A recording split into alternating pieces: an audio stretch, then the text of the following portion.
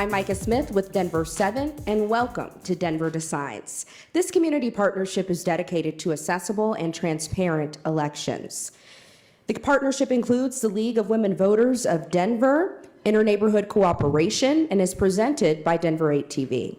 Before we begin, we would like to extend a special thank you to our hosts for today's event, the Cherry Creek North Neighborhood Association and the 6th Avenue United Church of Christ. Our mission today is to present a ballot issue forum in anticipation of the general election coming up on Tuesday, November 5th. Among the numerous amendment and ordinance questions on this year's ballot is ballot issue number 2Q. Now, this measure asks Denver voters if the city should raise the local sales tax by 0.34% to raise $70 million annually to help cover operational costs for what some have called the safety net hospital.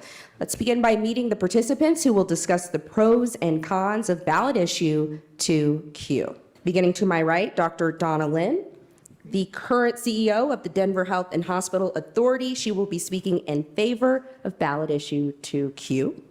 On my left, we have Kim Monson, the president of the Colorado Union of Taxpayers, and she will be speaking in opposition to ballot issue 2Q. Let's welcome both of our speakers.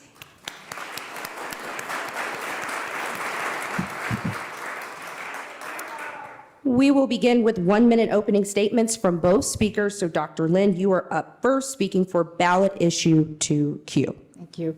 Well, a yes on 2Q ensures that Denver Health, Colorado's only safety net healthcare system, can continue to provide care to 280,000 patients a year, 16,000 young people in schools, over 80,000 people who need behavioral health care. And should any of you need care today, because you have some trauma, our paramedics would pick you up, take you to Denver Health, as they do 130,000 times a year.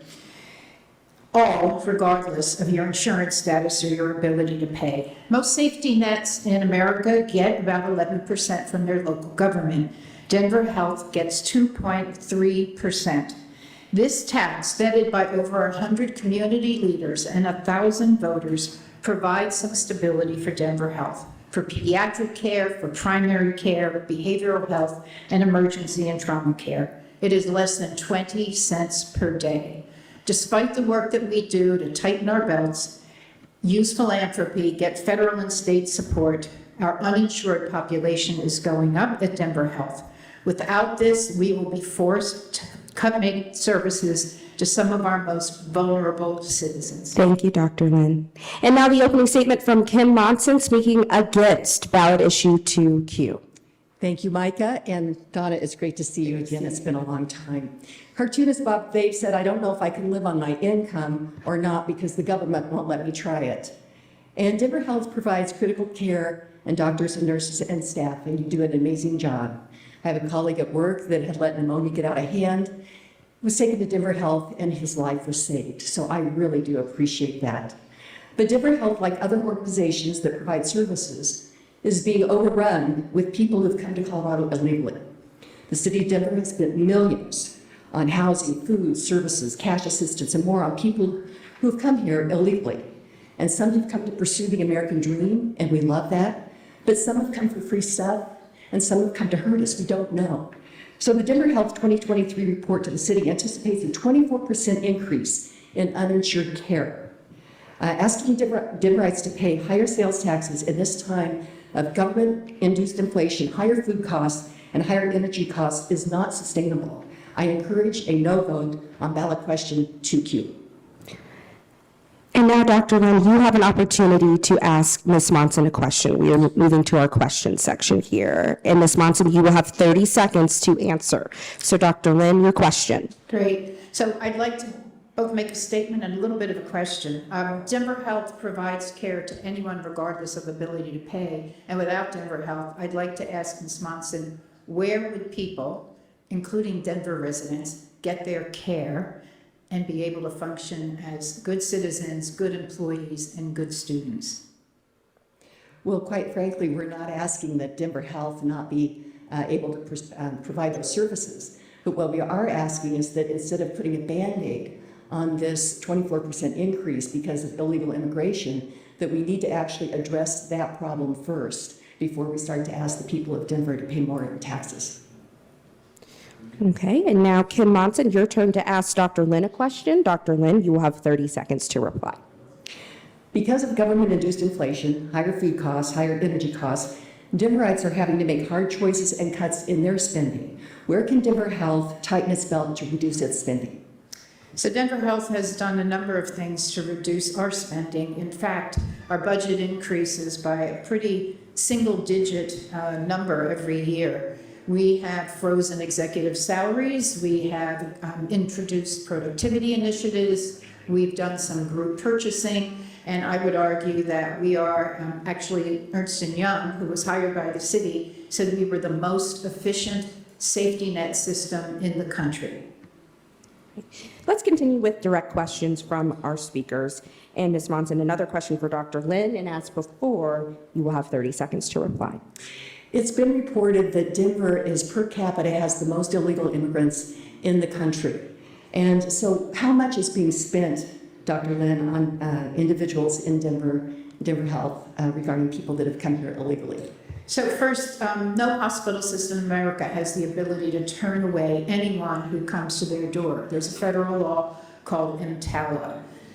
We have spent about $10 million over the last year on immigrants who have come here, but I will tell you that the problem Denver Health faces is $140 million for our very own citizens who come without insurance or the ability to pay.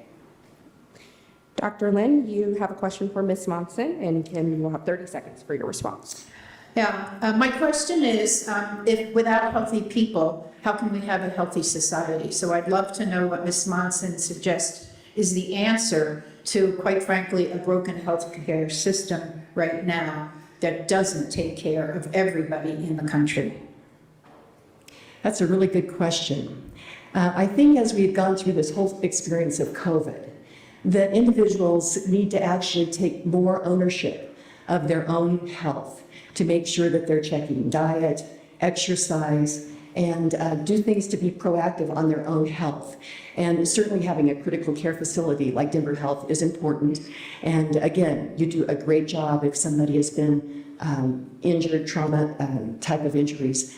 But I think that we as Americans have to take more ownership of our own health care so that we are not continuing to just look to others, pharmaceuticals and hospitals to put a Band-Aid on things that maybe we could do ourselves. Thank you, Ms. Monson.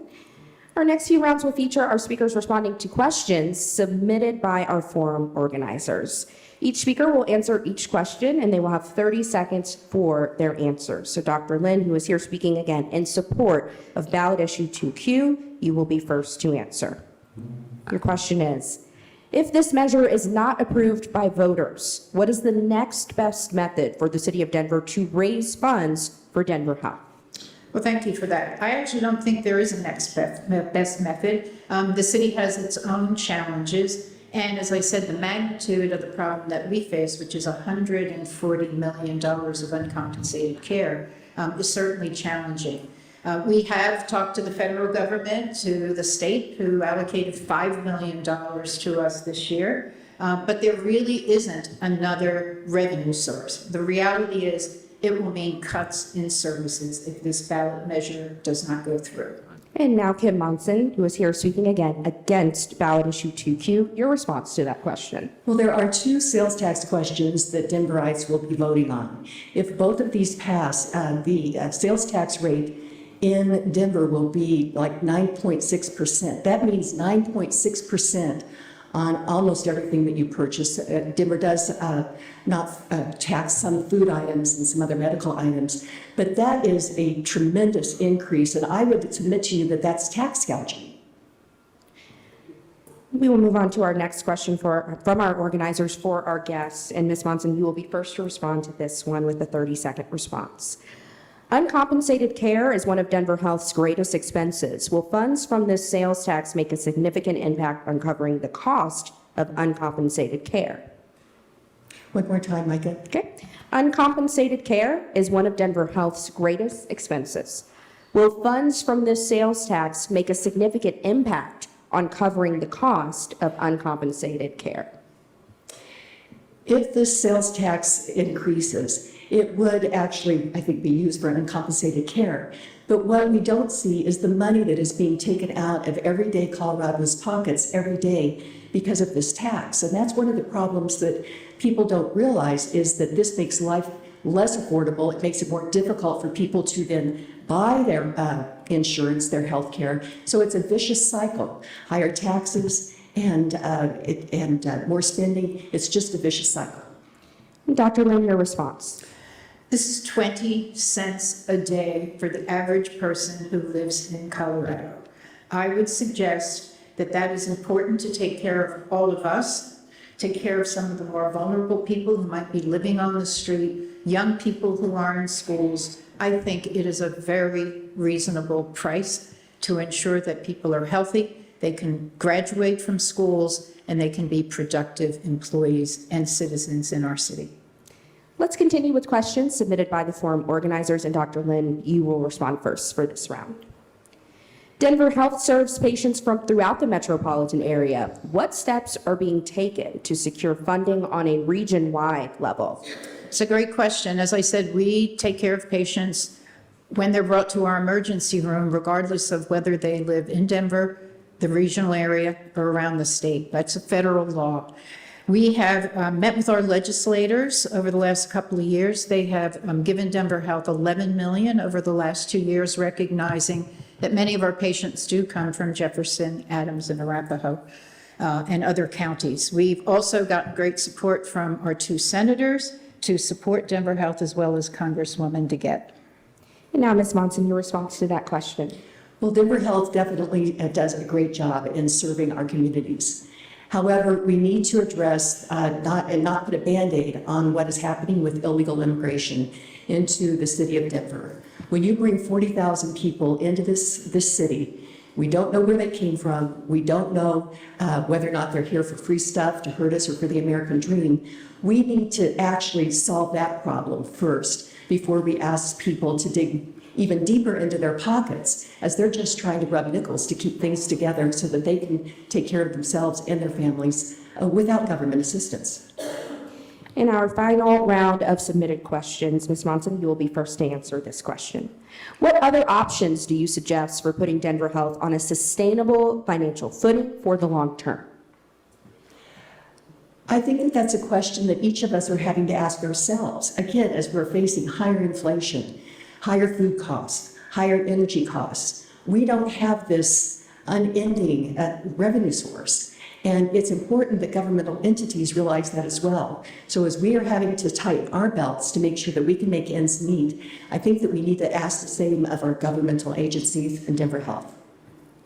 Now, Dr. Lynn, your response to that question. Well, I believe that health care is a fundamental right, just like public education. But in America, we don't do that. There are 400,000 people in the state of Colorado who do not have health insurance, whether they work in the gig economy, whether they work for small retailers who can't afford to pay for the cost of health care. Denver Health, unlike every system in Colorado, fills that gap for people who sometimes have communicable diseases that we worry about, who need care to be productive citizens. We pick people up off the street. We take them to the care that they need, and I'm proud of the work that we do. Okay.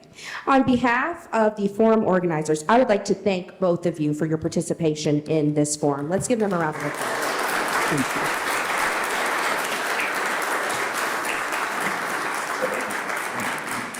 We hope we have given you a fair look at the pro and con arguments for ballot issue 2Q. Again, it asks voters if the city should raise the local sales tax by 0.34% to raise $70 million annually to help cover operational costs for what some have called the city's safety net hospital. Our thanks also to the Denver Decides partners, which include Inter-Neighborhood Cooperation and the League of Women Voters of Denver.